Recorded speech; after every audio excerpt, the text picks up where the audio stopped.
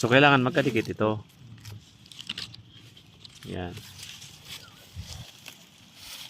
Clockwise, sir. Hindi, baliktad. Baliktad yung kamay ko. Hmm. Ganyan. Tapos, ibaliktad nga, binaliktad mo rin to. Kamay lang. Ay, ganito. Sa likod lang. Daan mo sa likod. Tapos, ikot mo na. Ayun, nadali mo.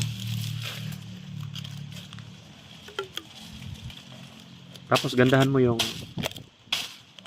balutin mo pababa. Pangalawa. Huwag masyadong marami din.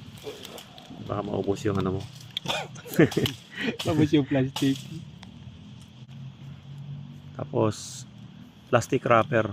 Pasok. Para magpapawis siya. Hindi siya mababasa sa ulan. Yan.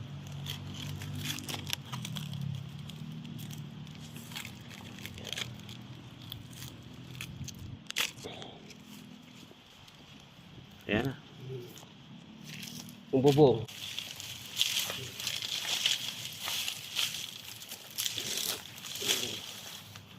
Yun.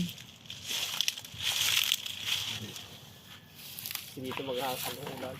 Grabe kasing init dyan.